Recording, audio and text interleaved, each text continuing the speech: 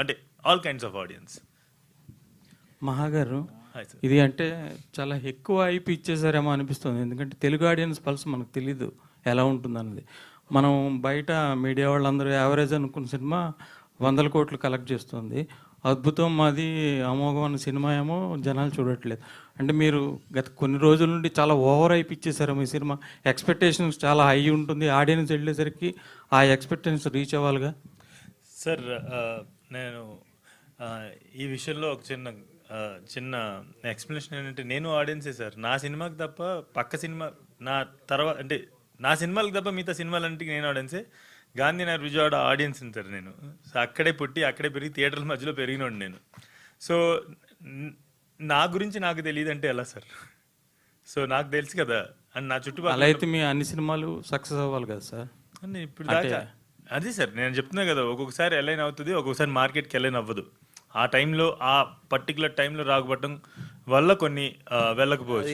Care of Kancharapalem అనే cinema debut అయ్యారు, అది హిట్ అయింది. 60-70 లక్షలు తీసి 10 కోట్లు కలెక్ట్ చేసింది. ఉమామహేశ్వర రూపస్ తీశారు, అది నెట్ఫ్లిక్స్ రిలీజ్ అయింది, చాలా మంచి పేరు వచ్చింది. ఇది 3వ సినిమా. అది చాలా గ్యాప్ వచ్చింది. అయితే ఏంటంటే సార్, కష్టపడాలి కదా సార్, లైఫ్లో పని చేయాలి కదా, అదే రాసుకోవాలి కదా సార్. అదే మన కష్టాన్నే చెప్పాలి. అదే సార్ నేనేమంటానంటే, నేను కూడా ఆడియన్స్ని సార్. అండ్ అందరూ ఆడియన్సే అండి, మేము కూడా ఆడియన్సే. సినిమా ఏం మేము క్రిటిక్స్లో చూడము. సో క్వశ్చన్ ఏంటి సార్? చెప్పండి చెప్పండి. అదే నేను క్లాసిఫై చేయట్లేదు అంటున్నాను. ఆడియన్స్ నేను కూడా ఆడియన్సే అని చెప్పేసి అంటున్నా. అండ్ ఇది మేధావులు మాత్రమే చూసేటువంటి సినిమా కదా, ఎందుకంటే మనిషి అనేవాడు మేధావుడు. ప్రతి ఒక్క వ్యక్తికి మేధస్సు ఉంటుంది. ఇంతకు ముందు మీరు చాలా ఇంటెలెక్చువల్ గా మాట్లాడేవారు కదా, ఇప్పుడు కూడా అలాగే మాట్లాడుతున్నా కదా సార్. మరి మేధావుల సినిమా కాదంటున్నారు. మేధావుల సినిమా మాత్రమే కాదు అంటున్నా అని ట్యాగ్ వేయాల్సిన అవసరం లేదు. అందరూ మేధావులే, ప్రతి మనిషికి మేధస్సు ఉంటుంది.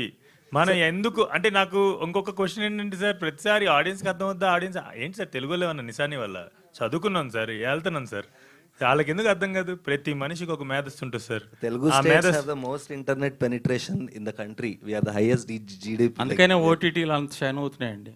డెఫినెట్లీ సార్, చూస్తున్నారు సార్, థియేటర్స్ కూడా వచ్చి చూస్తున్నారు. తెలుసండి, నేను చిన్నప్పుడు 4 సినిమాలు చూసాను రోజుకి. సార్ మిగతా సినిమాల గురించి నేను మాట్లాడలేదు సార్, నా సినిమా గురించి మాట్లాడుతున్నాను. నా సినిమా థియేటర్ వాల్యూ ఫిల్మ్. థియేటర్లో ఖచ్చితంగా మర్చిపోరు, థియేటర్లో వాళ్ళు చెందిన అనుభూతి ఖచ్చితంగా.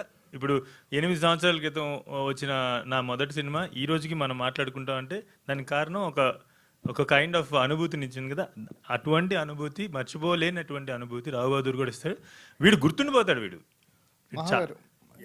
అంటే మీరు అన్నారు చూడండి, మీరు వేరే సినిమాలకు కూడా ఆడియన్స్గా మీరు క్రిటిసైజ్ చేస్తాను, అది ఆడియన్స్గా. ఇంతకుముందు మీరు అలా కొన్ని సినిమాలకి కొందరు డైరెక్టర్ని క్రిటిసైజ్ చేసేది, ఇప్పుడు మీకు నెగిటివ్ అవచ్చేమో. మీకు ఒక విషయం చెప్పనా, అంటే ఇంత ప్రెస్ ఉంది కాబట్టి నాకు ఏ రోజు అది అడ్రస్ చేసే అవకాశం రాలా. ఆ రోజు నేను మాట్లాడింది ఏది మీరు నన్ను అడుగుతున్న ప్రశ్నల్లో లేదు. నేను కమర్షియల్ సినిమాని చెప్పలేదు, ఒక దర్శకుడినో ఒక నటుడినో ఏమీ విమర్శించలేదు. ఆ రోజు సందర్భం ఉమెన్స్ డే, దానికి సంబంధించిన నేను గమనించినటువంటి ఒక particular aspect of a film గురించి డిస్కస్ చేస్తే దాన్ని ముక్కలు చేసి పీసులుగా వేరువేరుగా కావాల్సినట్టుగా రాశారు. అంతే తప్ప నేర్చి. అయితే నాకు ఒక చిన్న క్వశ్చన్ ఏంటంటే సార్, మీరు ఇంత జర్నలిస్టులుగా సార్, ఆ చిన్న research would make my life easy sir.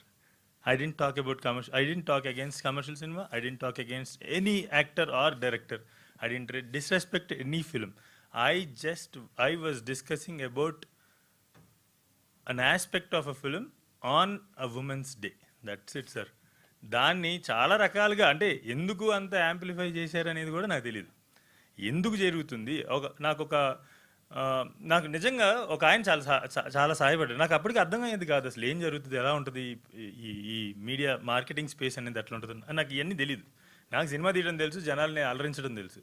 ఒక ఆయన ఒక పిఆర్ఓ ఫోన్ చేసి నాకు, ఈ రోజు నుంచి 15 రోజులు ఫోన్ ఎత్తమాకండి, ఫోన్ అసలు తీసుకోమాకండి, ఎటైనా వెకేషన్కి వెళ్ళిపోండి అని అన్నారు. ఎందుకంటే అలా ఉండబోతుంది అని అన్నారు. అలా ఉండబోతుందని ముందే తెలిస్తే అంటే అదేంటి ఏమన్నా మంచిగా స్ట్రక్చర్ గీసి ఒక వెన్ డయాగ్రామ్ గీసి ఇంత అవ్వాలి అని చెప్పేసి అసలు అది సార్ బేసిక్లీ అంతా వక్రీకరించబడింది. ఇంతటి అంటే నాకు జర్నలిజం నాకు చాలా ఇష్టమైన జాబ్. నాకు ఒకవేళ నేను ఫిల్మ్ మేకర్ అవ్వకపోయి ఉంటే కనుక జర్నలిస్ట్ అయ్యండి. ఒకవేళ నేను జర్నలిస్ట్ అయి ఉంటే కనుక ఓ ప్రశ్న అడిగే ముందు అసలు ఆ చిన్న పీస్ కాదు సార్ చూసి మీరు జడ్జ్ చేయాల్సింది. ఆ రోజు జరిగింది తెలుసుకొని నన్ను మీరు ఎన్ని ప్రశ్నలు అడిగినా కూడా దాని గురించి నేను సంభాషించడానికి రెడీ. సార్ గోపాలకృష్ణ గారు. గోపాలకృష్ణ గోపాలకృష్ణ గారు సార్, ఇది ఎందుకంటే కా సినిమా ఒక 10 కోట్లు బడ్జెట్ పెడితే చాలా అద్భుతమైన లాభాలు వచ్చాయి. ఈ సినిమా రిస్క్ ఇప్పుడు అనురాగ్ శరత్ ఉన్నాడని మహేష్ బాబు గారు ప్రజెంట్ అని చెప్పేసి దీనికి బడ్జెట్కు వెనకాడకుండా పెట్టారా, లేదంటే ఏ ఉద్దేశం